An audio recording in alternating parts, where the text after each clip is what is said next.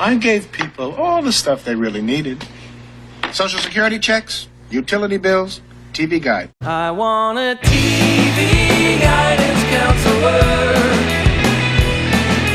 TV guidance counselor. Staying up to watch all night, and everything's gonna be alright with my TV guidance counselor. Hey everybody, welcome back to TV Guidance Counselor. I'm being presumptuous that you were here before. Welcome for the first time if you're not. If you have been, welcome back to TV Guidance Counselor. I am Ken Reed, your TV Guidance Counselor, and this is the show where each and every week since February 14th, 2014, I've welcomed an interesting person to the show to discuss classic television using a TV Guide magazine from my personal collection as the inspiration for our conversation. This week is two in a row here, another great YouTube channel. Paul Van Scott runs the Retro Rules YouTube channel and was requested to be on the show by you, the listeners. So I checked out his YouTube channel, liked it very much. He does a lot of cool stuff like worst shows of certain years, one season wonders, everything from the 70s to the 90s. Really fun channel.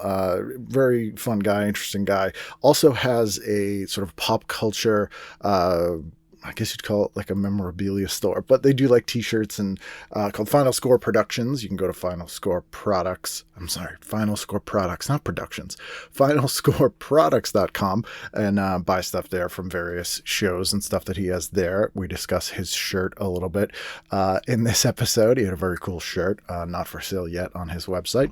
Or you can go to @PaulVanScott is the channel on YouTube, which is the Retro Rules channel. I will put a link in the show description here. If you would like me to try to get anyone you like on the show, you can email me at tvguidancecounselor@gmail.com or ken@icanread.com, or come see me May 29th with Christian Finnegan on Martha's Vineyard and ask me in person. Or go over on Patreon. If you are a patron, you would get a PDF of the issue I discussed with Paul this week, and you could follow along, play along, look at all the fun ads and all of that. Hope you're doing okay.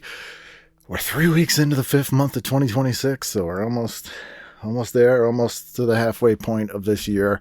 We'll see what we get through. But at least for the next hour and a half or so, we'll get through this together.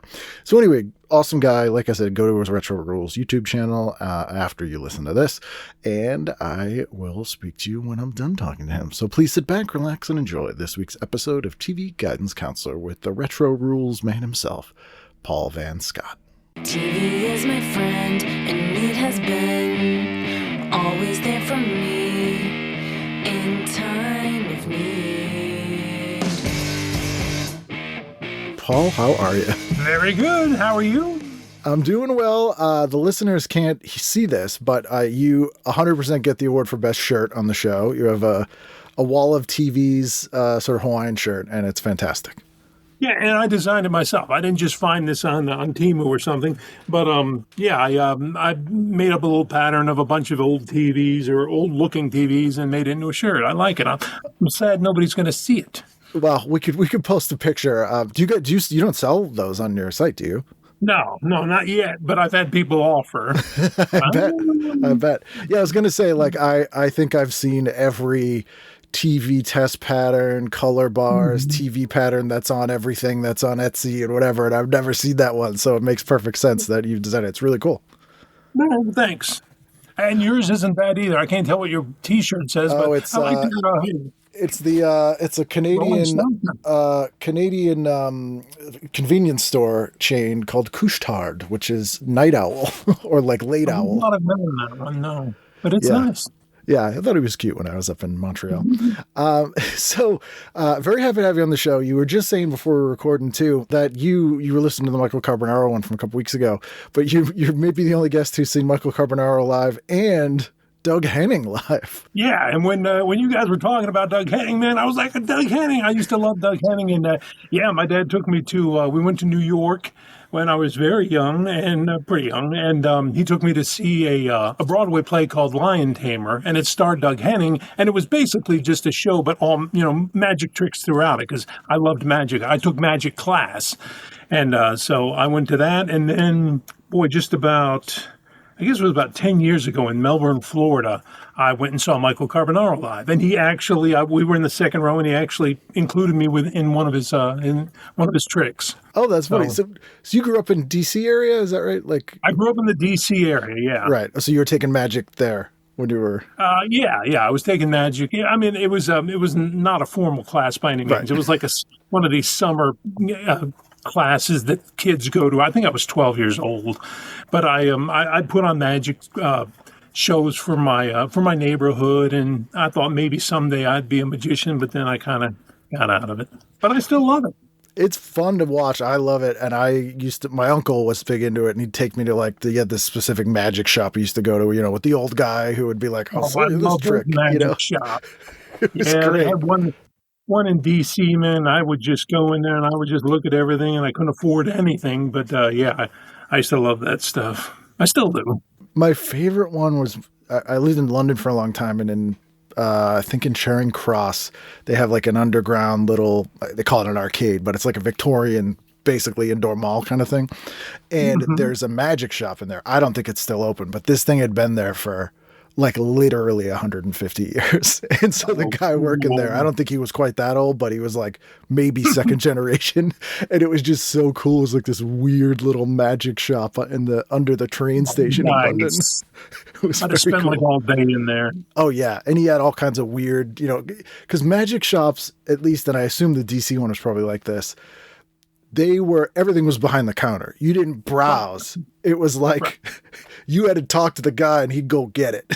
Exactly. Yep. Yeah. They had some of those, the boxes out front, Magic Kit, and they were like for the younger guys. But yeah, the good tricks, they were always behind glass, and the guy would demonstrate it, and he wouldn't tell you how to do it unless you bought it. Which Yeah. I respect, Which is a great selling technique. That's what Steve Martin used to do. That he used to work at magic shop demonstrating tricks to sell when he was growing up. But yeah, I could never practice anything enough to be a magician. It's just like I don't have the stick-to-itiveness for this. But I wanted to have you on the show. You were requested by some listeners as well, and I went and checked out your stuff, and it's great. And we share a love of the same sort of pop culture things, as we really established with the TV shirt. Your ear is a little bit earlier than mine. I think you're like Right. late 70s is probably like your prime spot. My wheelhouse, probably mid to late 70s, early 80s. And so you TV. picked an issue from that time. We got January I did. 12th to the 18th. What are we, 1978? What are we here? 1980. You're 1980. I thought it was 80. Yeah. Yeah, I was going to say 1980. Because we got Chips on the cover, so I assume you went because of Chips. That was one big reason. I love Chips. And me and my buddy would play Chips. He would always get to be Ponch, and I had to be John. But I didn't care because John was cool enough. But Yeah. we would ride our bikes, especially late at night when nobody else was around, and we'd skid in front of parked cars, pretending like we were pulling them over. But yeah, I love Chips. Did you ever get to meet Eric Estrada or anything like in your acting travels or anything? No, not him. I would have loved to. And I hear he's such a nice guy. But Yeah. for the most part, I know him and John didn't get Larry Wilcox didn't get along real good in the final years of that. But I hear he's a nice guy. I'd love to meet him, but I haven't. I feel like it's like, hey, Larry Wilcox, your co-star's Eric Estrada. Just deal with it. Like, he's gonna be more popular than you. Like, you got a good thing going. It's fine. I know, but so many actors in their mind, they're like, maybe I'm the guy. Yeah. Maybe if I my show. and I can't fault them for thinking that, but probably wasn't accurate. I always just think of, the A-Team scenario where, like, it's Mr. T's show. Like, it may not have been designed that way, but it's going to be Mr. T's show.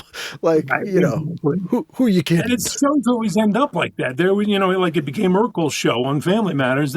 Sometimes they don't know whose show it's going to be, but it always like starts leaning one way toward one guy because he or she is the has the it factor. Yeah, and I would argue a little goes a long way, and I can't think, for me, I can't think of one of those scenarios where it ended up for the better. Like Good Times became the JJ show was like a little bit less interesting. Obviously Urkel Urkel, yeah, Urkel. Family Matters became the Michael J. Fox show, kind of. Oh Um, yeah. he stole the show.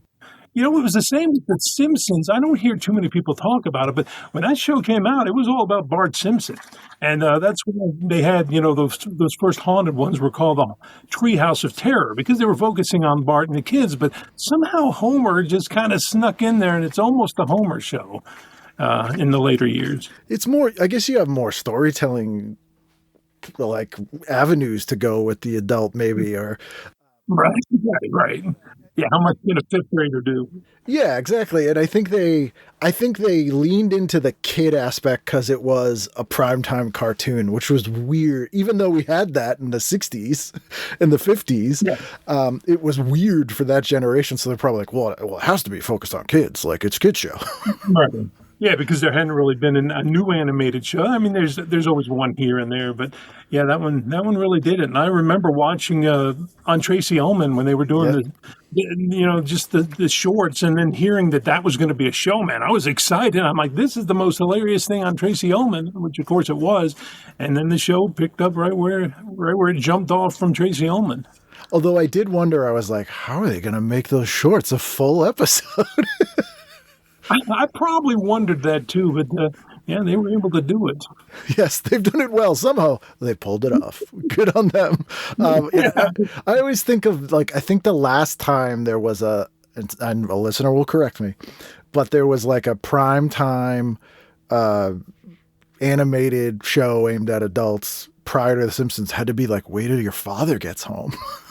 And yeah, I almost brought that up. Yeah, with Tom Bosley. It seems like there had to be one in between those two because Yeah. that was 70s, right? Early Yeah, 70s. like early to mid 70s. Yeah, and it was basically animated All in the Family, more or less. Right. Yeah. That's the last one I can think of. I'm sure there's got to be one other than that. I was like, maybe Family Dog, but that was in the wake of The Simpsons. Like, yeah, it might be the last time they had that, but that'd be an Yeah, because I interesting can't thing think to of look any like in the early 80s or not in prime time. up. No, not aimed at like, you know, like a non-Saturday morning kind of thing, where it's like, yeah, this is definitely not for Saturday morning. On the cover here too, because of the way I scan it, we have obviously the cigarette ads, which always are fun. And this one's for Virginia Slims, and they're introducing and they're aiming this at women, Virginia Slims. And I've not seen this advertised before. It has a new crush-proof purse pack. There you go. So basically just a little hard plastic case probably Right. there, and you're safe in your purse, which is good news for the gals. And they're not even pretending that it's not only for women, where they're like, oh, yeah, give it nice to go in their purse. That's how this. Oh, yeah, I remember those Virginia Slim ads when they were on TV. It was always the women, you know, the sleek, sexy girl with her Virginia Slims. I can't remember what the slogan was. I think it changed a bunch. And this one, let's see if they have it on the thing. No. Unless their slogan was only 9 milligrams of tar. It's not on this. It's not on this. It was something female-oriented. You know, like she's a Virginia Slim or something like that. I can't Yeah. remember. Oh, yeah. Because they were always, and having gone through hundreds of TV guides over the years, almost universally, the cigarette ads aimed at women focus on the weight loss that you will Yes. attain by being a heavy smoker. And, you know, right in there with the Slims. Like, Yeah, oh, for it's sure. so Mad Men. So Mad Men evil. So then we got nothing too exciting in the articles this week. Thought so. What jumped out? I loved that article on, is it Ann Wedgeworth? Lana from Three's Company. Yes, from Three's Company. Yes, that is a very good article. Yeah, because you Yeah, I don't read see that her whole profile. article, and I was like, I learned a lot of stuff I didn't know about her. And you know what? I didn't like her character on Three's Company. And I hate to say that because after reading that article, she seemed like such a nice woman. But she was one-dimensional on Three's Company, but not only that, I think she overdid it a bit too much. But anyway, it was a good article, and I was happy to read it. Which is saying a lot for Three's Company. Like, if you're the character on Three's Company that's one-dimensional and going too big, that's a lot. I was thinking, why don't I feel that way about Larry? But somehow Larry toned it down, I think, just enough when he had to, that he wasn't really annoying. Plus, of course, he was in it so much, he got to do other dimensional things, if that's the word to use. But if you're over the top on Three's Company, something's wrong. I think you nailed it there. Like the guy who played Larry, whose name I can never remember. He knew when to turn it down if the other people around him were cranking it up. You had to sort of modulate a little bit. Yeah, and that's what they teach us in acting class. You play off your scene mates and either match them or go opposite of them, and that always works. Instead of just, I'm going to out-big them on this thing. Exactly. Never good. Never good. Yeah, it is interesting. They talk about, this is on Halloween, and she's telling a ghost story. It is an interesting angle, too, for it's a well-written article. It gets you right away. Yeah. They start off with, it almost made it look like I can't remember what the headline was now. I don't have it in front of me. It's, this voice kept talking to me, because there's a supernatural advice she got. Right, and that drugged me in, and I thought the whole thing was going to be supernatural, and just the beginning was, but it was a good lead-in to get you to read it, and the entire article was interesting. And then they bookend it well, because at the end, she goes, magic. Speaking of that, what about her interest in the occult? She says, I've been fascinated by all that stuff since I was a kid. Ernie thinks I have ESP, and it reminded me the mid 70s to early 80s was like ESP, UFOs, esoteric. Yeah, that was massive in popular culture.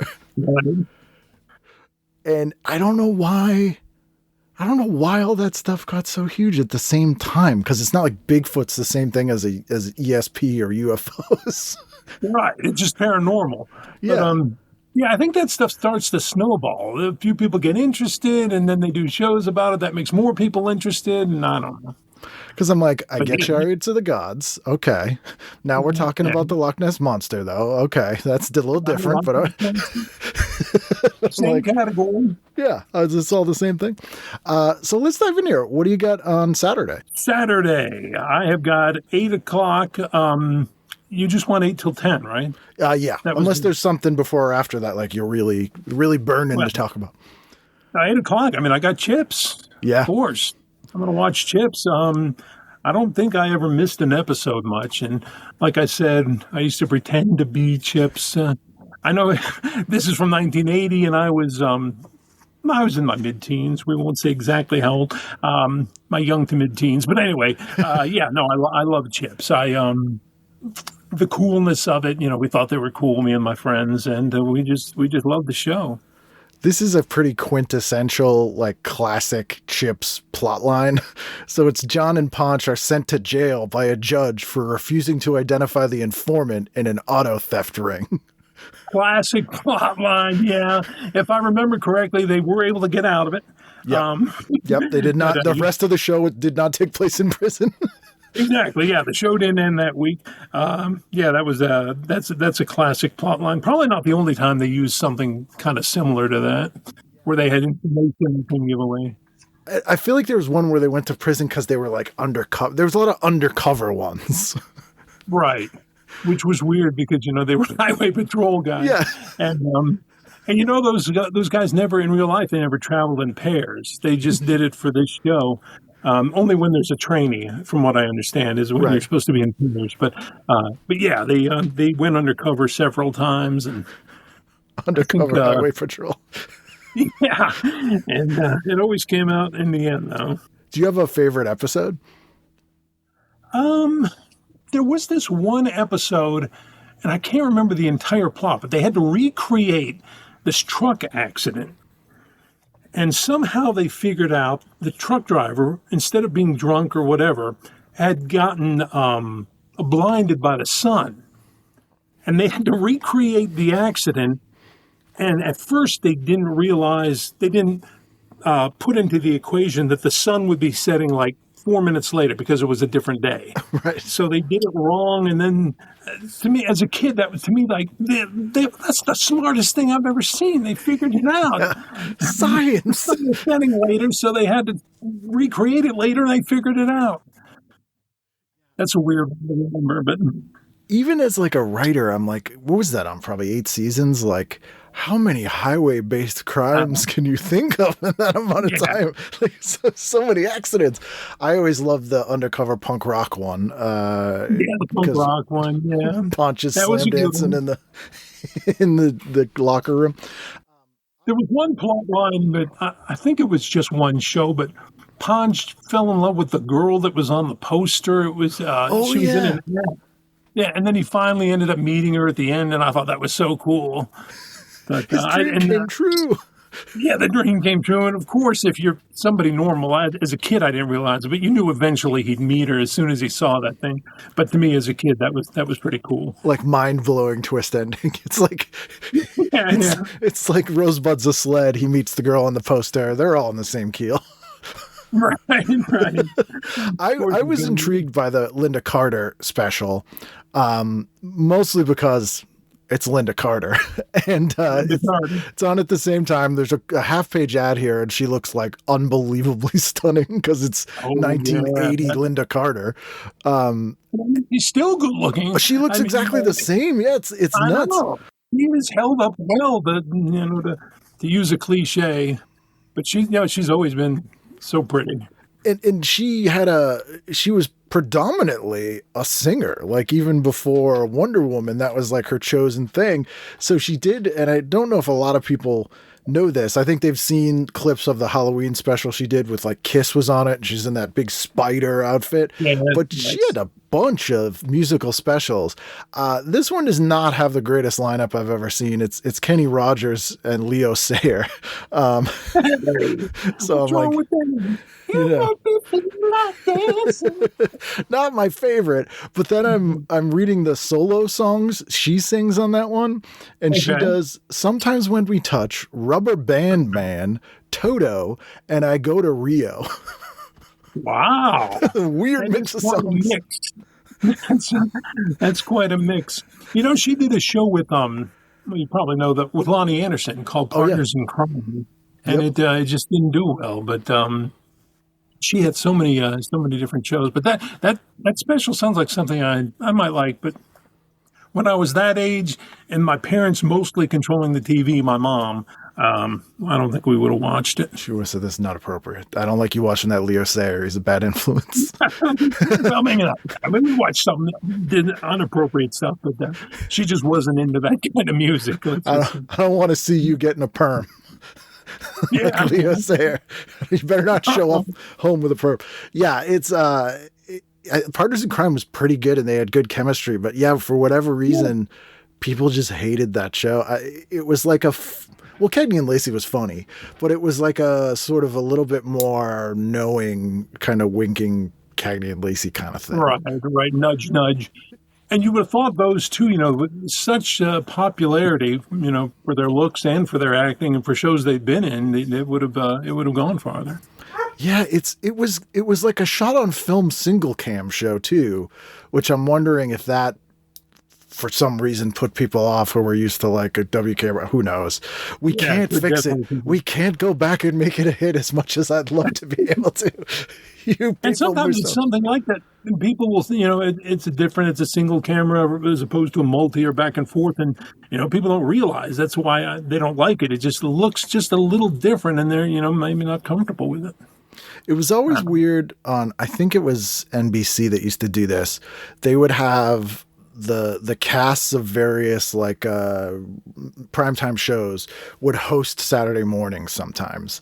And so that was obviously always shot on video, but sometimes it would be from a show that was shot on films. Like I just saw one recently that was the cast of Our House, the Wilford Brimley show from Shannon Doherty.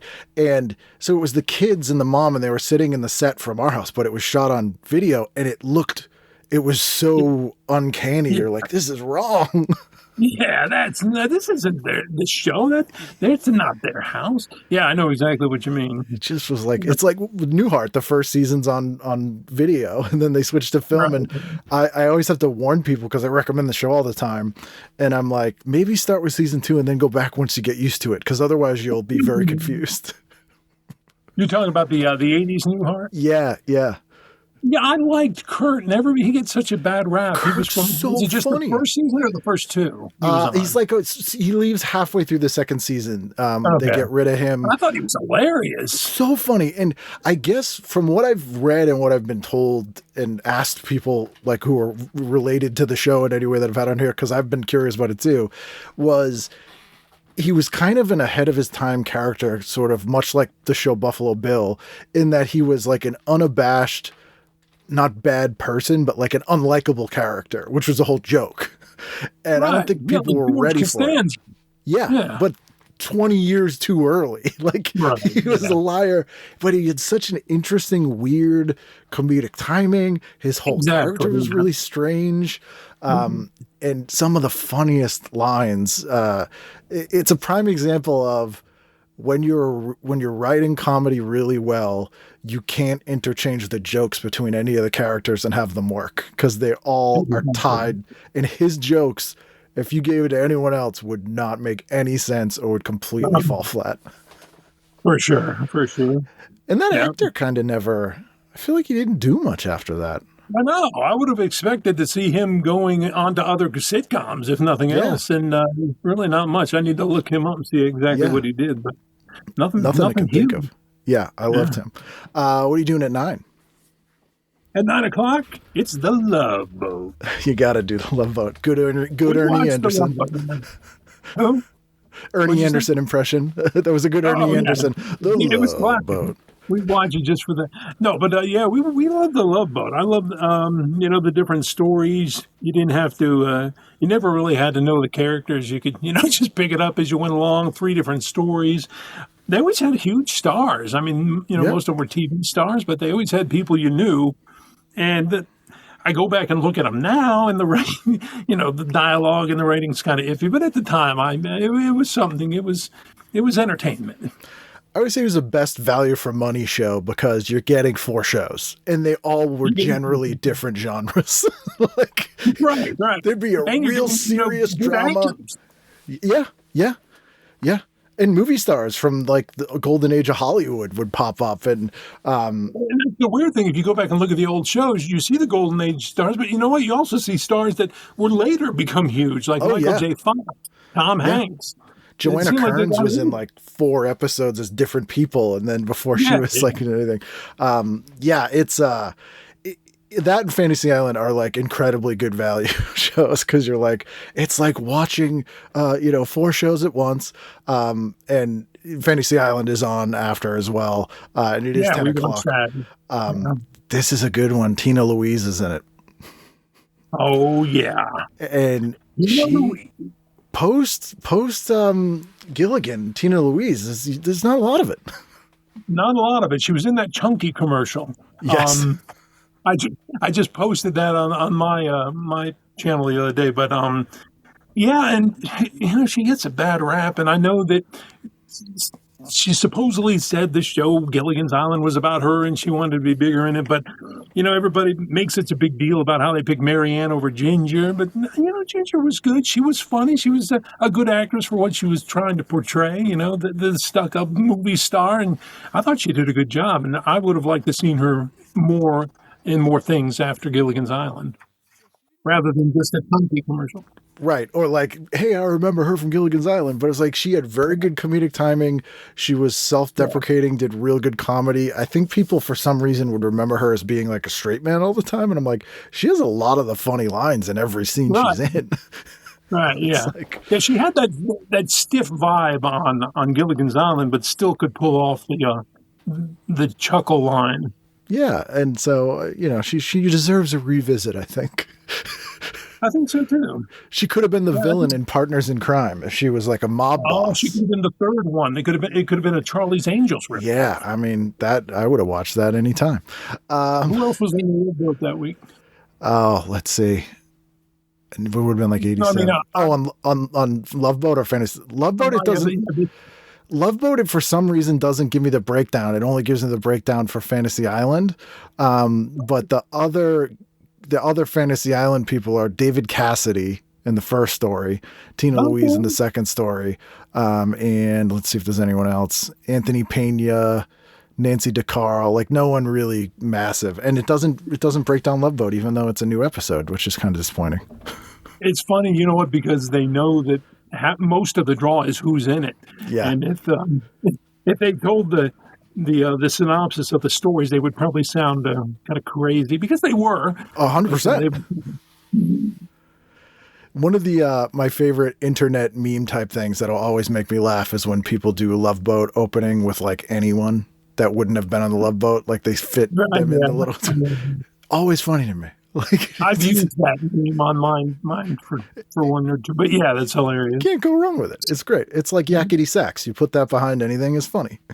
Benny Hill classic. How about Sunday night? Sunday night at 8:00, I am watching Guinness Book of World Records. Now, when you're a kid in the 70s, Guinness Book of World Records was everything. Mm-hmm. I had every year I'd get the new edition. When the book club came to my school, my parents would give me money, and the book club had books, and then they would have like one or two toys. So I'd get one of the toys, even though I wasn't supposed to. But then if I had to buy a book, I'd always get the Guinness Book of World Records. Yep. Oh, I knew all the records. The fattest monarch. I'd look at the John Wadlow tallest man alive picture. The fingernails guy. The fingernails guy, yeah, where he's holding them up, and the guy with the beard and the mustache that hung to the floor. And I actually wrote to Guinness one time, and I was young, and I was gonna try to set the record, kind of like the Brady's but for frisbee throwing, and they didn't let me do it, but they did write back, and I was just happy to get a letter back saying, we don't accept this kind of thing. But Guinness Book of Records was huge to me, so I watched that show. Was the frisbee record you were going for distance or like amount of frisbee? I know it was most tosses and catches, I think, without a drop. And me and my friend were going to stand like 5 feet from each other. Just hand it back. And Guinness wrote back, and they were nice about it. They said, that's a good idea, but we really are not accepting that kind of record at this time. The funniest thing about Guinness World Records is there really wasn't any clear criteria of what records went in there or not. So you might as well ask, because it's no weirder than most of the other stuff in there. And really, you go back and think about it, and you think, well, who are they to say this was a world record? I mean, some stuff was obvious, like maybe the tallest guy, but some of these other things, like the guy that ate a bike in the shortest time, and just as a kid, you don't think that. You think, oh, this is the Bible of records, the best thing anybody's ever done. I'm going to look at it, and it was great. So yeah, I definitely would watch. Half the records, the person's only in there because they thought of the thing in the first place, let alone did it. Like the one on here, it says a bound man dives 35 feet into a pool full of rattlesnakes. Like he thought of that before anybody else. He's got the record for it. Throw a frisbee? Come on. Yeah, like sure he has the record for it. Of course he does. Right. So I'm like, that guy wrote in, and they were like, this is exactly the kind of thing we're looking for around here. Right. They're like, we got to do a show. Yeah. We got to have people see this. But I remember there was one. Do you remember the episode of Happy Days where Fonzie's cousin set the record for coin catching off of his elbow? Yes. Me and my friend tried to do that, and we actually ended up catching more coins, but we put more on, and we didn't catch them all clean. Some would spill, but we did have more in our hand. So we kind of told ourselves we had a pseudo record in that way. It's not official or anything, but I kind of beat that record. Like, yes, we got more coins. I always wondered too. I don't think I ever saw what you as a record holder would get. Like, I'm like, they didn't get a trophy or a certificate or something. I wonder what they would get. When I watched the show, I think they got a certificate. And they had this guy, here's an official Guinness record observer. And who was the guy? They never told what his real credentials were. He was just a guy employed by Guinness. It's a good gig. I remember they gave him a certificate. It was the same people who are chaperones on The Dating Game. Oh, yeah. They were the official Guinness people. And of course, we all remember the fattest twins. They were The they were fattest twins, and they rode their the motorcycles. little Remember? motorcycles. Yeah. Yeah, I mean, I got all those pictures burned into my head because most of them were in every year. Oh, Those yeah. same pictures in every edition. No one was They're beating never- those. never burned. No one beat Yeah. Beard a Bees guy this year. Is that a competitive? But it was again that other. This is a little bit late for this, but that other 70s obsession with like the post Evil Knievel stunts and Daredevil stuff, which was again huge. Oh, huge! Yeah, we did it. We went over ramps and boy, everything. Yeah. It's so weird. There was a Marvel Comics character called the Human Fly in the 70s. And it was based on and I'm making air quotes, real guy. And they had this who was like, I think he was Canadian, but he was like a Evil Knievel stunt guy. And he would do stunts and stuff. And the comic was supposed to be like about this real guy. It's this really weird. I think I've heard of that. Yeah, it's bizarre. And it's people just have completely memory hold it since then, but it's very strange. And wasn't Evil Knievel like the first and the last, like, nationally instantly recognized stunt guy? That's all he did was the stunts. But everybody knew him. Everybody knew of him. Everybody knew who he was and what he was about. Yeah, not counting Lee Majors not being a real stuntman. Yeah, he had to be, because the whole point of being a stuntman was people didn't recognize you. Exactly, yeah. And then it wasn't the theme song to his show something about "You Don't See Me"? I'm the one that kisses fair. I'm the unknown stuntman. Yeah. Which he You would had. have thought I watched that show, but I never did. And you know what is weird? I used to give stunt lessons too. Me and my friend did that, and I absolutely loved the $6 Million Man too. So, As a kid, you would do stunt lessons. yes, yeah. What was your we gave go-to? stunt- Go-to was basically the falling, but the rolling, so you don't get hurt. Oh, okay. You know, you dive like you've been hit, and then instead of hitting the ground hard, you roll. We didn't jump off too much stuff very high or any kind of that. We did a lot of fake fighting. Right. No cardboard boxes involved. It was. I wouldn't say that. Just from not real high. We definitely jumped into boxes before. Cardboard boxes have probably caused more injuries for young men than maybe any other would say. mailing item. So you're watching that at 8. What are you doing at 9? 9 o'clock, Alice. Yeah. I didn't love it. My mom loved it, and I didn't hate it. I thought Vera was so funny back then when I was a kid. I thought she was just hilarious. And I liked Tommy because he was almost my age. I think he was a couple of years older than me. That was Alice's son on the show, for those that don't know it. But, and Mel, of course, was hilarious. Yeah. Mel Sharp. Yeah, I'm surprised they never did a Vic Tayback spinoff. Like Flo got one. Yeah. But Vic But Tayback. you know why she got it, though, right? No. Because she didn't get along with Alice. And Alice kind of wanted her out of there because she was doing what we talked about. The show was starting to lean toward Flo. So they said, well, just give her own show. But then the weird part was her show didn't make it at all. Yeah. But yeah, I could definitely see Vic Tayback starring in some kind of show. Yeah, like you could. I feel like out of all those characters, not that Mel was like the most robust, deep character on earth, but I feel like he's the one you could take and put in a wide variety of other situations, and it would be entertaining like instantly. He was such a good actor. Oh yeah, and a little bit scary. A little bit scary, yeah, when he wanted to be. Yeah, and Tommy, of course, played by Philip McKeon, Nancy's brother of Joe from Facts of Life. Then he never really did much after that, did he? No, I feel like he might have gone into like directing for a bit, or gone that path, and then kind of went into like some other non-entertainment job. But yeah, he was famous before her.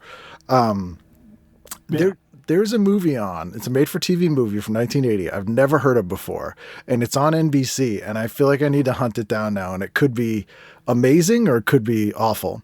And it's called The Franken Project, a 1980 TV movie featuring Robert Vaughn as a modern-day Dr. Frankenstein who reviviates, which I don't think is a word, but he reviviates a corpse using the organs of others. And Terry Garr is also in it. She was in Young Frankenstein. Right. So is this a comedy? It doesn't say that it's a comedy. It lists it as science fiction, and it sounds like it's played straight. So He was in 2 versions of some Frankenstein. yeah, weird. It does that. And like you said, with a TV movie, it's either going to be great or that's the worst thing I've ever seen. What are they doing? It might be the worst entertaining thing ever because I'm just thinking of A, Robert Vaughn as Dr. Frankenstein is just inherently funny, and B, set in 1980, like a modern day one, like there's gotta be a disco in there somewhere. Definitely disco, yeah. Disco dancing is the first thing that Frankenstein will do. They'll call him something cool like Frankie or... Yeah. Mr. F. And then there's a TV movie sequel to the original TV movie, The Dallas Cowboy Cheerleaders. So this is Dallas Cowboy Cheerleaders 2, starring John Davidson. Oh, boy. That's terrible. How bad? I mean, the first one had to be bad, right? How do they make a sequel of these things? The plot doesn't even sound like a plot. It says Dallas Cowboy Cheerleaders 2, a 1980 TV sequel, finds the squad practicing Super Bowl routines and preparing for a Far East USO tour. That's not a movie, guys. It's not a movie. That's a bad reality show. Yeah, I mean, if that. they already came out with that reality show of the cheerleaders. Oh, yeah, well, they were trying to, yeah. So I was from D.C., so we loved the Redskins and the Commanders, so we hated everything Dallas. There's no way we would want that. Yeah, yeah. And as a Northeasterner who wasn't even into sports, I was like, oh, Texas, good. Already like, no way. But yeah, that is very weird. People must have watched it if it got a sequel. The dads in the late 70s and around 1980, the Dallas Cowboy Cheerleaders were like a really big thing. I mean, as you know, they were poster. You could buy their poster. Nobody knew any of them's names, but they were on all the variety shows and all this stuff. And then it was the Laker girls in the 80s, with Paul Abdul, and the San Diego Chicken, who for some reason... Oh, yeah, man, he was hilarious. But I'm like, why do we all know this one mascot? Is he this much better than everybody else? I guess he was. Maybe, yeah, it must have been. It was a cool had the best outfit. PR guy. Yeah, he said good management. The San Diego Chicken had good management. So then, where are we? Sunday night's over. Monday night we doing? Wait, we missed 9:30. If you want, 9:30. Yeah. The Jeffersons. Yeah. We love the Jeffersons. Yeah, this is a good one. This is before people forget the Jeffersons went to like 1986, and it got it was on way too long. But it's still decent here. We still got a reason for Marla Gibbs to be on the show. Like later, it like made no sense for her character to be there, but she was like their secret weapon. So they'd really go over and above to try and shoehorn her into things. But this was still good Jefferson's time. Yeah, we like the Marla Gibbs and George Jefferson dynamic was just hilarious. Couldn't go wrong with that. In a similar scenario to the one it sounds like on Alice, Marla Gibbs had her own Flow spinoff, and she learned like how to weaponize contracts and spinoffs with that, and got Jackée basically kicked off 227 by giving her a spinoff that didn't go with the contract clause that said she couldn't come back because she was taking too much of the spotlight from the Marla Gibbs show. The problem with her spinoff from the Jeffersons, she was nothing like Flo. I mean, not Flo. Florence. Florence. Yeah, she was nothing like Florence, but she was supposed to be Florence in her new show. Larry Linville was in it. She was managing a hotel. And I mean, she was, I guess it was a little funny, but she was executive-ish. She was in charge. I mean, it was just so totally different. Her personality changed, and I just feel like that's why it didn't work. They ruined the dynamic of her like sticking it to a rich guy. Like that was the whole point. That's what it worked. Right. Poor Larry Linville, he left MASH because he didn't like being the bad guy, but then he ends up on this Marla Gibbs show, and he's still the bad, twerpy, nerdy guy that she butts heads with, and I don't know. And that doesn't go when MASH is still going on for another 8 years or whatever after they could have been on it. I always think that too, of the only time, I feel like, well, it worked for Frasier because I feel like Frasier on Cheers is completely different characters than Frasier on Frasier. It's probably Benson, because like the Benson on Benson is way different than the soap Benson. Yeah, and it's like two separate shows. Yeah. And we never watched soap, but we always watched Benson. Same. He was totally different, and that's one place it really did work. So it can work. I loved Benson. That show was great. So do I. Yeah, so do I. Have you? I recently rewatched a Halloween episode of Benson. See if you remember this one. It's a two-parter. They're on a boat and there's murders happening, and it's set up like it's going to be a dream sequence, or but it's not. There's a guy literally murdering people on this boat, and then Benson catches him. He stabs the governor at one point. Like, it's real? It's real. It's not a dream. It's like they got invited to this rich guy's boat, and it's like, I think like 4 or 5 people get like straight up murdered in this two-parter on Benson. And I'm like, I feel like that wouldn't fly. Like, this is kind of a family show, right? I'm going to have to do one of my YouTube videos about that episode. Oh, yeah, do it. Because it's rare to see guys get murdered on a sitcom. Yes, and not have it be like a joke, or they're doing a play, or whatever it is. It's the only time I can think of it. I can't think of another one that had that. Yeah, no, I can't think of another one for sure. You'd have the plot sometimes if it was like, I can't think of exact examples, but I know this has been a plot for like workplace sitcoms or stuff that's set in a restaurant where like a guy comes in and dies at the table and they don't know what to do with him, like that kind of thing. But yeah, not a murderer they have to catch. Not at all. Yeah. Monday, what are you doing? Monday at 8 o'clock, the Charlie Brown special. Nice. I can't remember what it was called. What is it called? So this Charlie Brown special is Charlie Brown's in Love. So we're in January. It's not quite a Valentine's special, which is odd.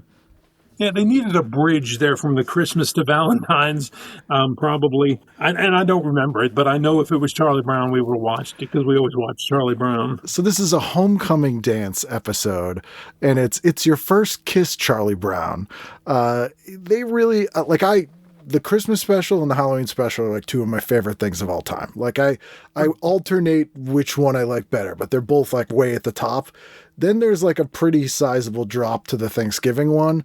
And then there's a real steep drop for everything else. I don't think people realize how many specials they had. They had an Arbor Day special. Yeah. I mean, they had all these specials that just didn't land. They went for every holiday. And then my favorite one to reference is It's Flash Beagle. It's Flash dance themed. Flash dance, yeah. That was when they were really kind of reaching, I think. Yeah. So this one I'd never heard of, and this is kind of a reach one. But would be interesting to revisit because I don't even think this one's on I don't think this is on any of the box sets or anything. I wonder if this it's the little redhead girl that he kisses, right? Yes. Yep. Yeah. The curly hair. Deal. Yep. Heather, I think, is that character's name. Oh, good memory. I don't think I remember that. It's just missing the charm. Like the 60s one had this like homemade feeling charm with the kids doing the voices, and that the 70s ones just, I don't know why, because they're not dramatically different. It just doesn't click. Maybe it's me. Yeah, it was just some hit and some didn't. The early ones, the adults are. Which is a real weird choice to make in hindsight, but is pretty brilliant. Yeah. No, I think it was a good choice. I mean, let's not hear any adults ever and that's how kids hear adults most of the time, I'm guessing. Yeah, just like nonsense. On the next page, by the way, and I know you don't have the issue right in front of you, but there's an ad for a Mitsubishi projector TV, like a 32-inch giant TV, because it's 1980. Man, those were so expensive. I looked this model up out of curiosity, and it was almost $12,000. $12,000? Yeah. It's basically 85-inch now for less than $700. Yeah, and you could shop around for even better than that, I'm sure. Like, and they're thin. Even the big ones are thin. With a better picture. So this is basically like a dresser which has the projector thing, you know, the three lamps, and then The like, three, red, yellow, and blue. yep, green, and then the whatever. huge Yeah. sort of tilted mirror thing, and it's probably there's a guy standing next to it for like scale, and so it's probably close to 5.5 feet tall. And when you have those things, my sister won one of those at a 7-Eleven once, and we thought, we thought it was the greatest thing in the world. But, and those things, if you had bright lights on, it was going to hurt the picture bad. If the sun was shining toward that thing while you were watching it, you got a dimmed view of the shows. And you had to calibrate those things pretty heavily Yeah. because it's three projectors that you have to line up right. It's like there's some tech support involved there. So I'm like, I don't know what's going on in your life in 1980 if you're buying one of those. Yeah, Either stuff's going real good or real bad. right. Yeah, probably real good. That might be your only possession. 8:30, what are you doing? 8:30, I'm doing WKRP in Cincinnati. I love that show. It's one of the reasons I became a DJ. I got into radio in 1989, and part of it was because of that show. It was just hilarious. I mean, I loved every character. Even Herb Tarlick, I thought he was hilarious. He was another guy that you're meant to hate him, but they gave him enough layers where you could still enjoy it. And of course, I loved Jennifer Marlowe and the DJs and everybody. How? And of course, the Thanksgiving episode. Yes, I thought turkeys could fly. Yeah. And that's the 70s Ginger and Marianne is the Bailey Jennifer divide, Right. which Bailey's the correct answer. Bailey is the correct answer. But I agree with you. having also worked in radio, Nobody's turning Jennifer away, right? no, Or- like Bailey, this one is a weird one. This is at a press conference, a Russian hog expert confides to Bailey that he wants asylum in Cincinnati. This was the plot in 78 to 81 for like 25 different shows of a Russian who wants to defect and get asylum. There was a TV movie, The Defection of Simus Ducroy or Yes, something. We yep. watched that, and then yeah, you're right. There were several sitcoms, dramatic shows where somebody was defecting. We had to hide them, get them into this country. Yeah, There's a Barney Yeah. Miller, there's a Wonder Woman, like so many. How did you feel, like having also worked in radio, how accurate do you feel the show was to your radio experience? it was pretty accurate. Because as I was working in radio, I'd remember and then going back and watching it. For the most part, it was pretty accurate. It really So, is. Yeah, they did a good job. Because I always look, When I started in radio, I caught just the end of having to play everything on record. I think my first two or 3 years, I had to play everything on record. So I got a feel of what they had to go through doing that, and it was pretty accurate. what were the formats of the stations you worked at? Most of them were adult contemporary, which is like a light top 40. They play top 40, but not the really hard stuff. Yeah. And then later I got into to top 40, which is in the industry is called CHR, Contemporary Hit Radio, and I really enjoyed that. And I did that in the 90s. So I was pretty much the same format as they were. Yeah, it's I loved American Top 40, and I've collected a ton of them. And I weirdly had a video I did that was just like a throwaway, badly done video that I think I had cat hair all over me. But I was showing that American Top 40, people didn't know how they used to syndicate the show, and they would literally press it on vinyl and mail it to the stations to play. And I thought everyone knew that. It like blew people's minds. Yeah, no, it blew my mind when I found out. I think I have like 20 of them from right around probably the late 70s to the early 80s. One of the radio stations I worked at was doing a massive cleaning, and I was kind of helping, and I found a bunch of those, and the owner said, you can have them. So I took them. They're so and, fun. Somewhere I got them. But I do a good Casey Kasem impression if you want to hear it. Yeah, go for it. Hello, everybody. Now it's time to count them down. That's a very good case. 1840 ranks them, and we count them down. I could go on. But When I had Shadow Stevens on years ago, and he's so funny, and I didn't really know actually how kind of like alt radio he was before he got that gig. Like he was the program director at KTLA or K-Rock. I'm sorry, K-Rock, and like did like comedy parody stuff. And he apparently sent in his audition like as a joke. Like he really laid it on thick, being like way over the top, and then he like couldn't believe that he got hired to do that. I was like, That's what we want. Sign him up. yeah, this guy's great. Yeah, it's because almost every sitcom has like, there's like 5 different plots that if you go on long enough with a sitcom, you have trapped in an elevator with a pregnant woman. There's a episode where they have to go on a game show or wrestle. And there's an episode. Class reunion. Yes, every time. And there's always one where for whatever reason, some character on the show gets a radio show. Like usually like a student radio or college. Like I have no idea why. And those ones are so inaccurate.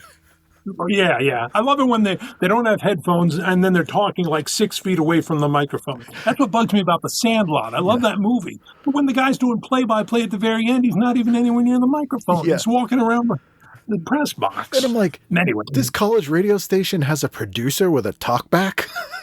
Yeah, right. Yeah, I didn't even have one of those, and I was working at commercial station. Like a live producer. Gives you that one again. Like, I don't think so. I don't think that's happening, guys. They were just walking. Yeah, so beloved show. And it did, there's so many people I've talked to who are musicians or went into radio specifically because of that show. Yeah, I believe it. I mean, they made it look fun and not really glamorous because it's really not. But they made it look fun, which it is, and it made you want to be part of it. Yeah, but it made it look like work though too. Like, Yeah, it exactly. was Yeah, a they were slug. hacky. Yeah. Which was great, like selling ads and whatever. What'd you do at 9? 9 MASH. The mumps episode. Oh boy, Everybody's got it's mumps. another one. Everybody had mumps on a sitcom at Yep. one point. Yeah, we watched MASH. I didn't love it. Again, it was something that was probably my mom probably liked it. I mean, I didn't hate it, but I didn't go nuts over it. Hey, MASH is on tonight. It's but not fun. I liked it. It's depressing. Right. Yeah. Yeah. It's so depressing as a kid. Even like the full-on comedy episodes, I'm like, I feel sad. Yeah, exactly. Yeah, you want to talk about guys dying on a sitcom? Look at that. Oh God. Yeah. I mean, that last episode I've seen one time, and it, like, if I think about it, I get disturbed every time. Like, it still haunts me. I've only seen it once. Yeah. That has to be, speaking of like dark turns on a comedy, like I know. I can't think of one darker than that. Like, Nope. yeah, geez. So that's the hour. There's a debut of a show that didn't go on for too long, called Stone with Dennis Weaver. And this sounds really weird to me. It's Dennis Weaver is Daniel Ellis Stone, a police detective with sometimes conflicting goals: to be a good writer as well as a good cop. In the opener, Stone's detective skills are tested in a case involving an undercover officer, the underworld, and a kidnapping. So the weird thing here is they've done like sort of a Secret Life of Walter Mitty kind of thing. So like they have someone playing Buck Rogers in this episode, and it's Dennis Weaver's son, because he has like writer fantasy kind of sequences in the cop show, and it didn't I do don't well. remember that. No, I don't think you're alone there. This was a mid-season replacement. It seems very high concept. The best I could tell, it was like 2 or 3 episodes. Huh. Okay, I'll have to look that one up. How about Tuesday? Or that was Tuesday. Oh no, that was Monday. Yep. Tuesday, I'm going Happy Days, of course. Yeah, you got to. That's Still, in 1980, it was still pretty good. yeah. They had forgotten it took place in the 50s by 1980, and it was now shot on video. Yeah, with the feathered hair, yeah, and the and all the 80s stuff, yeah. But Which is that's such a flex to be like, oh, the show's set in know. the 50s. We're so popular, we're not even going to pretend anymore. yeah, same with the with Waltons later Yeah. or earlier. But yeah, they were like, forget the. We don't have to try. Everyone's going to be here. We're Happy Days. We can do whatever we want. Yeah. And they were right. But yeah, no, we watched. What was the plot that week? So this week on Happy Days, it is Joni accepts a senior's ring, an act with implications every daughter should discuss with her mother. So it's like No, kind of not the a very sex top special one. Happy Days. Yeah. And they didn't have the guts to go like all in with this one. It's like, I don't know. you either do it or don't, guys. We know what you're talking about. Yeah, here. I remember this one really dancing around. Maybe it had jumped the shark by then. It's I don't possible. know. Although I wonder if that had happened by that time. I'm not sure. But yeah, I don't think so. that's a bad episode. How about 8:30? 8:30. I wrote One in a Million just because there was nothing else on, and I think we probably would have watched that Shirley Hemphill attempt This at a sitcom. this was a failed pilot, a mid-season Yeah. replacement. They're burning it off, trying to get her own show from she's breakout star on What's Happening. Right. It doesn't. The premise doesn't quite like. So Shirley Hemphill gives nepotism new meaning when she gets her father, a striking bus driver, work as a secretary at Grayson Industries. So she's a lady cabbie who strikes it rich. I got no problem with her getting someone a job like that. But I feel like the premise, so it's like a Jefferson's premise, right? It's like a new money. Oh yeah, And so it's her versus like stuffy New old money. white guys, Mel Stewart, she's always funny. I'd watch her just about anything. I don't know if that's any good. I I don't think. no recollection. It was on one of my it was on a video I did I guess a couple of months ago, and I had clips from it, and the jokes weren't really landing. I mean, it was forced, and it wasn't good. They're like, the premise is enough, guys. It'll write itself. That's what they were hoping. Yeah. Yeah. Guess what, guys? It didn't. Nope, it certainly didn't. It certainly didn't. 9 o'clock, what are you doing? On 9 o'clock, Three's Company. Yeah. You got I it. had to talk my mom into, watching that show because it's two girls and a guy, blah, blah, blah. I'm like, Mom, Jack Ritter is hilarious. They don't even, there was a lot of sex jokes, but they were hilarious. And eventually she did like it because he's naturally so funny, but I love that show. I've seen every episode. It's a wholesome sleaze. It kind of is, yeah. It was big sleaze for 1980. Now Yeah. it would be considered wholesome sleaze. But I really loved Mr. Roper, because I was a few years younger, and at that time, a few years, you felt a lot younger. When it first came on, he was so hilarious, I thought. The mugging to the camera, some people don't like it. I absolutely loved it. And that's what I waited for when he would Mr. tell the Roper. joke. But, And again, the Roper's Mr. Roper. spinoff, not very good. yeah, and then that tanked, and felt so bad for him because he didn't want to do it, and then he couldn't come back. And Yeah. And we got Mr. Furley, Mr. Furley, yeah, which they was said we want a guy like Don Knotts, and then they said, "Hey, get Don Knotts." What's he up and to? I thought he did a good job. I didn't like him as much as Mr. Roper, but I thought he did a good job for what he was trying to do. They did the smart thing. I feel like when you replace a character on a sitcom and they went totally opposite instead of Right. like a different version of the same character. So I'm Right, like, like Manish did with Winchester. yeah, or like Diane and Kirstie Alley on Cheers, or because Mr. Furley like outdid them all as being like too over the top, like horny swingery guy. It was like, we'll go that route. This one I don't remember this episode, but it's Jack has the misfortune to fall for a girl whose brother is an overprotective gym instructor. So having not seen it, I think I can still imagine exactly the entire episode. Yeah, yes, I remember that one, and it's exactly what you'd imagine. He's worried about getting beat up several times, and then he doesn't.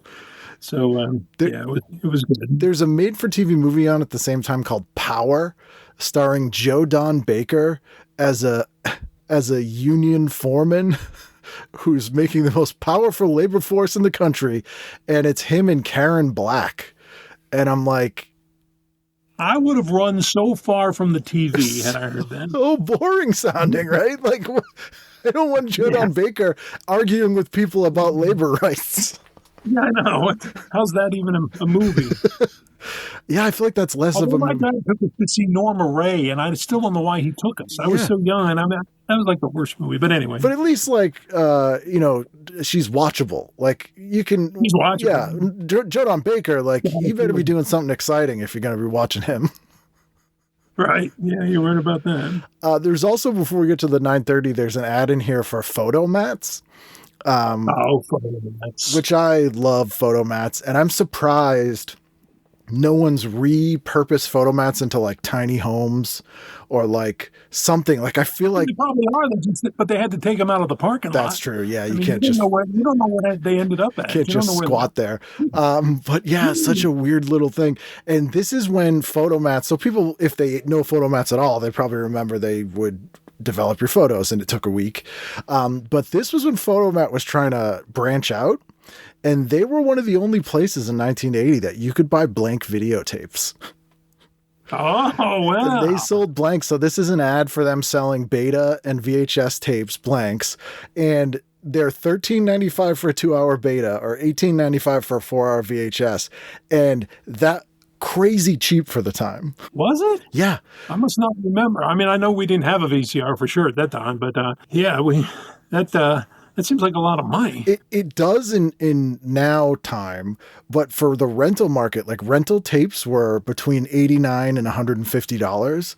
And so because they were really fighting, they didn't want people to have access to this stuff. Right. And so blank tapes were originally, they were like $50-$60. Like that's why people would reuse them, because they were like, we got to just tape. We only need one tape. So Photomat was like, we're going to underprice. It's $20 basically for one tape. I think we got our first VCR probably in the late 80s, like 1986 or 7. We were behind on everything, but both my parents were school teachers. They didn't make a lot of money. So my sister always ended up buying us the newfangled stuff. Like she finally got us a microwave and cable TV, and then I think she bought our first VCR. But yeah, I didn't get into them until later. Do you remember what the first thing you taped was?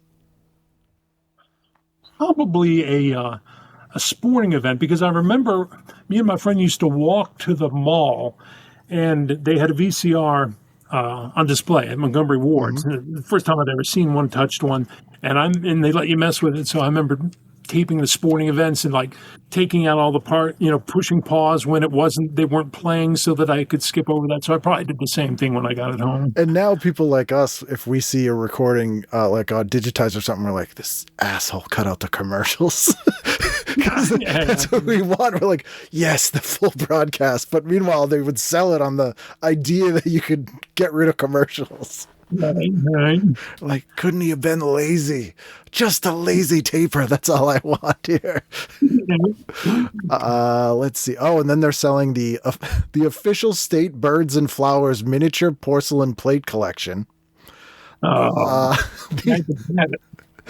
limited edition fine bone china decorated in 24 karat gold, bearing original exclusive works of art that capture all the beauty of America's best loved birds and flowers. Let's see how much these things are. I'm always curious. It's like a subscription. You got to keep paying. I need send no money now, but bill me $14.50 plus $1 for shipping and handling for each plate in advance of its shipment. So $15 a plate, 50 plates. Oh man, That's a lot of money. That's a lot of money. And they hope you forget it. Remember, it's like getting those you get 19 cassettes for a penny, and then they'd start billing you after that. I feel like this thing, I imagine that even the people who designed these were like, there's no way anyone is going to make it past 25 states. We're not even going to make the other 25 states. And then there'd be like one person who kept ordering them, and they're like, ugh. We have to make one for this person. Yeah. Oh, they paid the $14.95. So 9:30. What are you doing? 9:30. Oh, Taxi. Yeah. I love Taxi. Can't beat Taxi. I didn't like Latka that much. Probably I didn't like him probably as much as a lot of people do. But their plots and their execution was always spot on, top notch. Yeah. I mean, it was a great show. This is why I believe when it had switched networks. So this is the final season. They go real Latka heavy. And again, perfect example of character that is the little goes a long way. And his whole thing is sort of the antithesis of the core of that show, where it's like real people who aren't taxi drivers. That's not their passion. They're not, I'm a boxer, I'm an actor, I'm this, and we're doing this. But then you get this very broad silly character, like as if Reverend Jim wasn't enough. Yeah, I didn't love Jim either at first, mainly, but I grew into him. But yeah, you're right. I like the everyman aspect of most of the characters. It worked in small doses as like an odd kind of non sequitur where they're dealing with this guy, but full Latka plots. And I like Andy Kaufman. Mm-hmm. I'm like, I don't want a whole Latka episode, guys, with gibberish made up language. And I'm like, but yeah, him and his wife Simca. Yep, Simca's in this one, and it's just like, and also Danny DeVito by this time was like kind of phoning it in. Like this last season, which I can't blame him. You're right. But of course, weird that he became the breakout movie star of Taxi. Yeah. I mean, it's great because he's such great at everything. But and he was probably one of the funniest guys on the show. But with all those guys, I mean, Judd Hirsch had some attempts. And he had that one. What was that one that lasted a few years that he was on later? Dear John. Yeah. I never watched it. He was good on that. It was a remake of a British show that was about sad divorced people. But like movie star, like it's so funny to me. You're like, here's the cast of Taxi. Who here will become a movie star? And you're definitely Danny DeVito out of that whole group. It's very strange. That's Tuesday, Wednesday night. What are you doing? Tuesday night, Wednesday night. Oh, Real People at 8 for sure. I love Real People, especially at that age. That was just so cool, seeing all the different people and the weird things they could do and these oddball stuff. It was almost like the Guinness Book of World Records again. Very much, yeah. Without the record. Yeah, Real People was like the classier That's Incredible. Yeah, and I like that. I love That's Incredible too. But, the only thing I didn't like about Real People was Skip Stevenson. Yeah, no one liked Skip Stevenson. No one liked him. Bless his heart, he was so. I don't even know how to describe him. But, like I couldn't imagine anyone tuning in for Skip Stevenson. That's right. And I can't imagine anything where his personality would have worked, really. I mean, even a game show host, I think he would have been too much. Yeah, it was. I don't know how he ended up there, but he got a regular gig, so good for him. But yeah, I think my dad wouldn't even watch Real People just because of Skip Stevenson. And then when I married my wife, she said, her dad was the same way. He said, "That's when you knew. No, that's when you knew it was true love. It was going to last forever." And I knew we were meant to be. So that's an hour. Then what are you doing at 9? 9 different strokes. Yeah, we like that. Yeah. Arnold and Willis and the gang. But Conrad Bain. Until they got to the weird special episodes, I mean, they were always funny. Yeah, the last 2 seasons they switched networks again. That's when Dixie Carter came on, and they added Danny Cooksey, and it got real special episodes. This one, speaking of the plot line, like the golden 10 plot lines that all sitcoms have, here's one I forgot about. The boys visit a computer dating service to find a mate for the only dad. Every show from like 1970 to like 1990 had a computer dating episode. That's certainly an interesting one. I mean, if they were old enough to date, it was the kids looking for dates. Looking for a date for Mr. Drummond. Oh, Mr. Drummond. Okay. Yeah. On his I could see some funny things happening. Yeah, but the computer dating was huge. And then was that 9 o'clock? And then we're doing a 9:30. 9:30, Hello, Larry. Yeah. It was another radio show. And I know it was considered probably one of the worst shows of all time. I kind of liked it. And I don't love McLean Stevenson, but I guess I already liked radio because I remember wanting to watch it because it was a radio station. But it was a spinoff of Different Strokes as well. They really laid it on like, if you like this show, you got to watch this.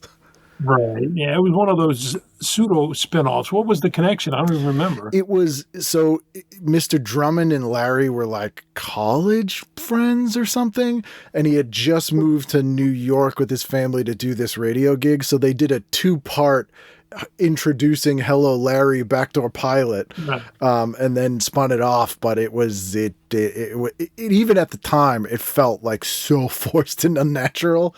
Like, Facts of Life, you're like, it's Mrs. Garrett. We've known and loved her since episode 1 of this show. Like, this little makes different. sense. But the Hello Larry, yeah, that was and there's a little blurb in here on Wednesday night. Iranian crisis. ABC may delay the start of late night programming for 15-minute report on the Iranian crisis. So this is January 1980. This is when the hostages had just started, which is Yeah. huge. Well, that was big. They were always interrupting shows for that. And as a kid, you didn't like that. And I rarely see in the guide like a major event like that listed as like, this might interrupt like this like worldwide event. Because they know in advance. Yeah. So that was kind of interesting. Thursday, what are you doing? Thursday. Oh, Mork and Mindy. Yeah. That was another one that started out great, and boy, that just got too weird at the end. I'm sure I probably still watched at the end, but when Mork and Mindy came on, me and my friends were like, "Wow, look at this Mork guy! He's just going off. He's saying anything. He's hilarious." Yeah. And I'm not going to say it got old after a while, but they, tried to take it in different directions, and I think lost a lot of momentum. Yeah. But I still love the show. You'd think adding Jonathan Winters would be a good thing, but it got too much. Yeah, and my mom loved Jonathan Winters. That was one of her all-time favorites, but even she was like, you know what? It just isn't working. And then the crazy neighbor, I can't remember what his name was, but who wore the toga. And it was too much. This episode is Tom Poston, speaking of Newhart, is in this episode as the guest star. And it's pretty, Mork puts out an album. There's like a musical performance. It's like classic. And funnily enough, at 8:30, you literally only have one choice. There's only one thing on at 8:30. And I think we already talked about it, right? Benson. Yeah. We watched those. It's so weird to see. There's one thing on. Everything else was an hour or two. But my mom loved Krause on Benson because we're of German heritage, so she thought Krause was hilarious. And I loved all the characters. I thought the whole thing was pretty good. Yeah, it had very well thought out, interesting characters that always you could kind of do different combinations of them and get like a lot of different sort of comedic possibilities. And that's where Jerry Seinfeld got his first recurring character. He was on 3 episodes. Mm-hmm. But I don't know if you remember, but he played a delivery guy, and his shtick was he always had these horrible jokes that nobody ever laughed at. And after 3 episodes, they just didn't like that anymore. Yeah, it didn't click. Yeah, because I feel like he was in the opening credits for those episodes or something. I feel like I've seen like a title. Was he in the opening credits? Might have been the closing. I feel like I've seen a title card from Benson with Jerry Seinfeld. Might have been the closing. And 9 o'clock, what do you got going on? 9 o'clock, Quincy M.E. Mm-hmm. Quincy, as you can see, my list is very sitcom heavy. We like sitcoms, but we liked a few dramas and stuff too. And Quincy was one of them. Jack Klugman is so good in pretty much everything. And me and my mom always had a running bet, and I don't know how it started. I would tell her that there'd be 3 jokes in Quincy. Okay. In an episode, and if there were, then she'd like give me $1, and if there weren't, I'd have to give her $1. I knew there was always going to be one at the end. Yep. So I just had to look for 2 jokes. So that's one running thing I remember. But Quincy had good plots, and like I said, Jack Klugman is just good. Yeah, this one is a bit strange. This is assassins plan to do in a Latin American dictator while he's in the country for medical reasons. That's an atypical Quincy plot right there. Quincy will get to the bottom of that. Yeah, international intrigue. I'm 100% watching sneak previews. This is when Siskel and Ebert were still on PBS. Oh, my dad will be watching. So this is their best movies of 1979, and I always love their best of the year ones. Okay. So this would have been interesting. And then we're on Friday, final night of the week. He would always have that one line. No. Yeah. It was murder. Murder. There's no way. And they had a great punk rock episode. It was like too. Jessica Fletcher, though. Didn't anybody ever start thinking maybe he's in on it because all of a sudden he's knowing about these murders? At least with him, Anyway. that was his profession in theory. Yeah. But he always seemed to be like, happen to be there when they find a body. It wasn't always like we bring it into him. It was like, every time. Friday night, there's an insane show on. I don't know if you picked it, but it's a mid-season replacement I'd never heard of, and it's nuts. No, I didn't. I don't think I. I mean, I know I didn't pick it. I've got mostly safe stuff here. 8 o'clock Friday. I've got The Incredible Hulk. You had to watch The Incredible Hulk. I had to watch it. Yeah. At that age, I was in my early to mid teens. Yeah, definitely. I was into the Incredible Hulk, and I had no idea that he was an existing character. Oh, really? I didn't know he was. I didn't know he was a comic. I didn't know he was a superhero. I'd never heard of him until this show came out. So, yeah, I think that made it a little more special for me. Yeah. Because when I found out he was a running guy, I'm like, oh, you mean he's been around? That's so interesting to me because I can't imagine what you would think of that character because it's extra bizarre, completely removed from the comic book context. Right, and that's what was so great about it. Here's this great plot, these great things I've never seen before. This guy gets mad and he turns into this muscle man. This is great. Yeah. So the show I was referencing here is a drama. This is a mid-season replacement debut of this drama, and it's called Bad Cats. BAD. It's an acronym. And Michelle Pfeiffer. This is her second TV show. She had been in the Delta House show prior to this the year before, which only went 6 episodes. But this has such a weird cast. It's Michelle Pfeiffer, Vic Morrow, Jimmy Walker, Rebecca Holden, and William Daniels, who people probably know as from Kit, being the voice of Kit. And it gets like a half-page ad. I can't even tell what the plot of this show is. I think they're undercover cops. They are. And I covered this show as one of my flops of 1980 recently. And believe it or not, I had clips from that episode. Oh, wow. Because I had the Jimmy Walker clips, and Jimmy Walker gets accused of something he didn't do on this episode. And but yeah, they're undercover. And they're going around. It's like Knight Rider, only with 2 guys and the car doesn't talk. Yeah, it looks like it's a mix of a lot of shows. Yeah, like Dukes of Hazzard, Chips, right. Starsky and Hutch. Like they're kind of just everything thrown into. There's stock car racing. They're really going for it's all it's missing is a CB radio to be like a perfect everything 1980 people want to watch.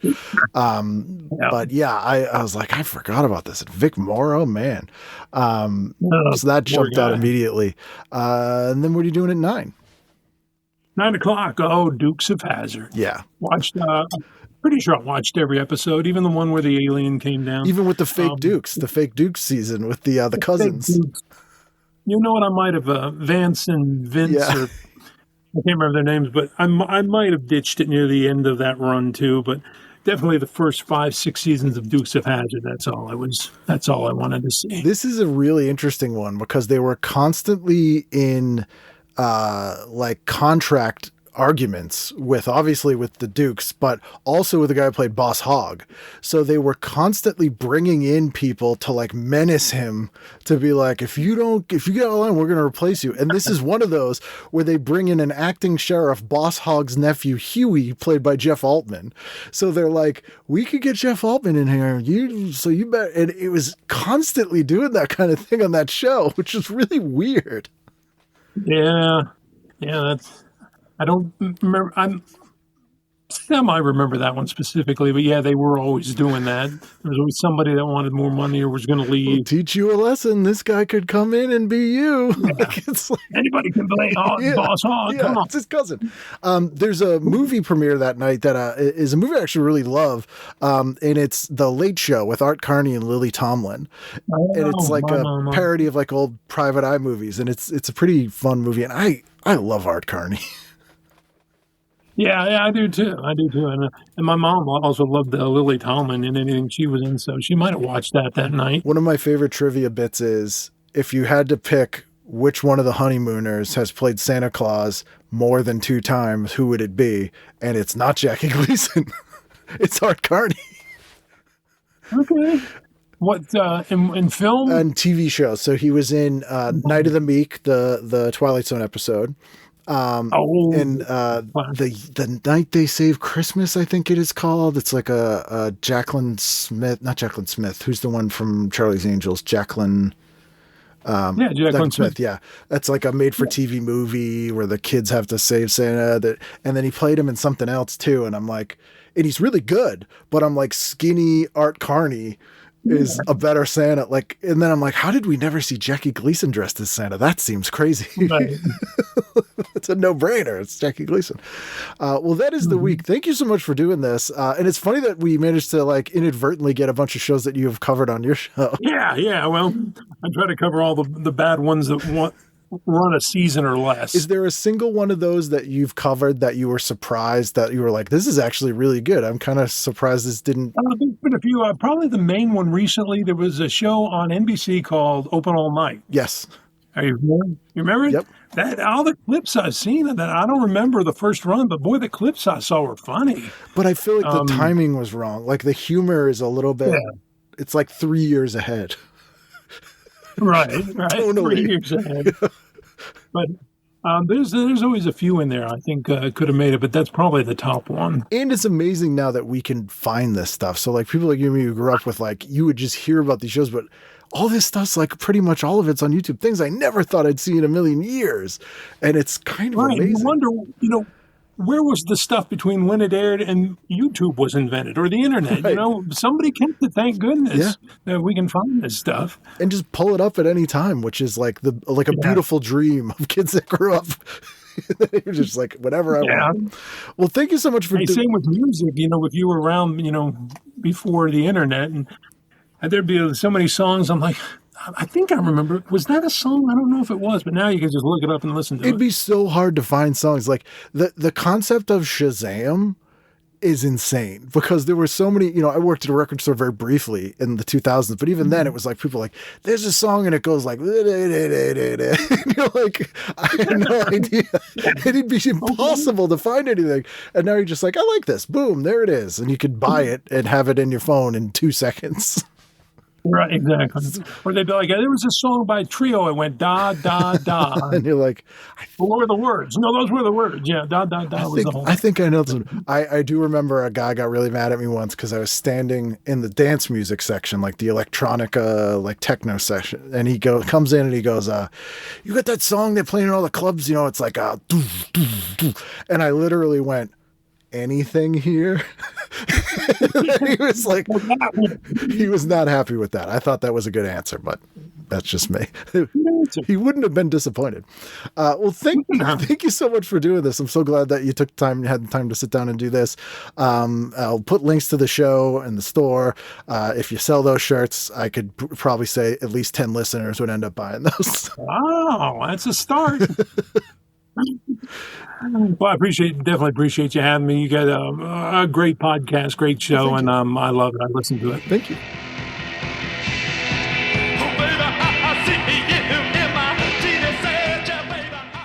There you go. That's Paul. Like I said, awesome dude. Really like talking to him. His channel is right up your alley. I can already tell you that.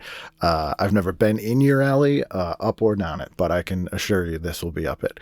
And if there are other people that are currently in your alley that you would like me to try to get on the show, as I said, send me a message. Send me a message to let me know how you're doing, and I'll be here next week. So I hope you will too for a brand new edition of TV Guidance Counselor.